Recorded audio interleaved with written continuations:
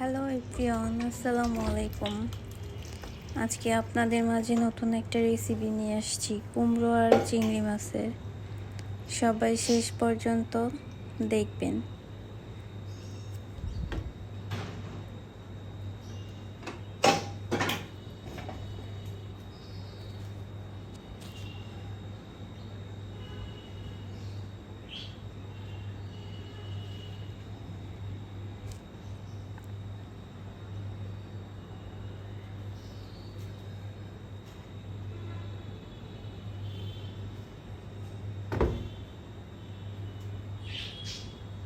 এখন আগে থেকে কেটে রাখা পেঁয়াজ কুচিগুলো দিয়ে দিলাম।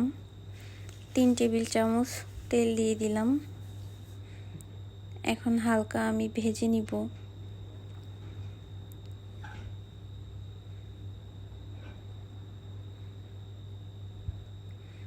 পেঁয়াজ কুচিগুলো ভাজা হয়ে গেছে।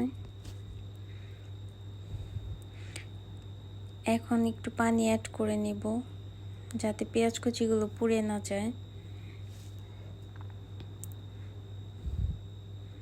এখন আমি বাকি মশলাগুলো দিয়ে দিব। 1 চা চামচ লবণ দিয়ে দিলাম, 1 চা চামচ রসুন, 1 চা চামচ আদা বাটা, 1 চা চামচ জিরা বাটা, 1 চা চামচ মরিচের গুঁড়ো, 1 চা চামচ হলুদের গুঁড়ো, 1 চা চামচ ধনিয়া সস দিয়ে দিলাম। এখন হালকা একটু নেড়ে নিব।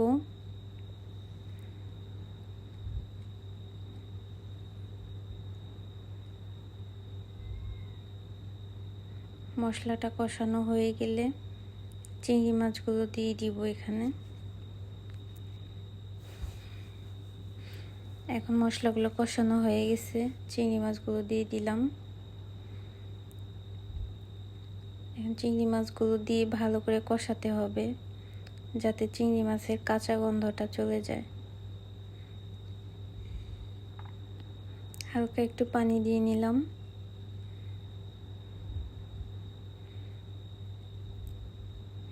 এখন একটু ঢেকে দিব।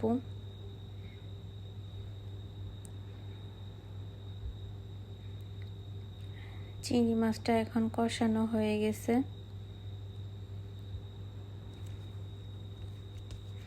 এখন আমি কেটে রাখা লাউটা দিয়ে দিব। আপনারা চাইলে খোসাটা ছুলেও নিতে পারেন। আমার খোসাটা রাখলে ভালো লাগে, এর জন্য আমি দিয়ে দিয়েছি।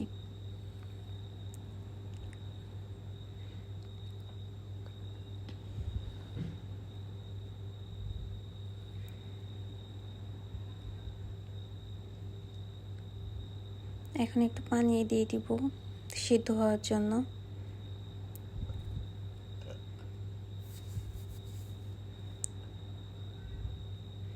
এখন ঢেকে দিব।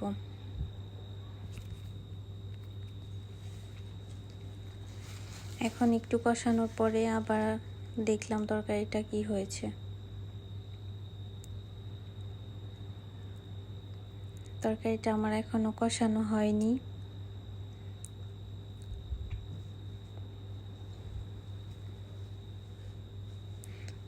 এর জন্য আবার একটু ঢেকে দিতে হবে।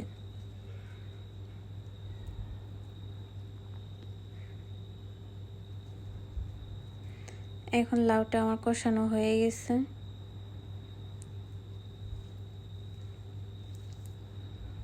এখন ঝোলের জন্য পানি দিয়ে দিব। পরিমাণ মতো পানি দিয়ে দিবেন।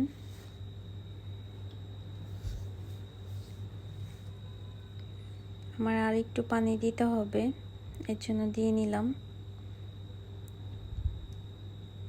আবার ঢেকে দিব। এখন ধনিয়া পাতা দিয়ে দিলাম ফ্লেভার আসার জন্য।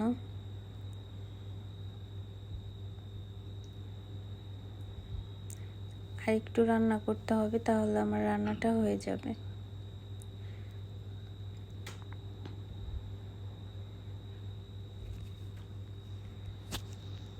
এখন আমার রান্নাটা হয়ে গেছে।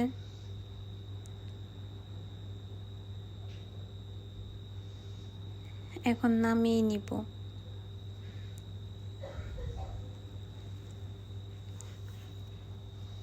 এই তো লাউটা আমার হয়ে গেছে। কমপ্লিট একদম। দেখতেই পারতেছেন অনেক মজাদার হয়েছে।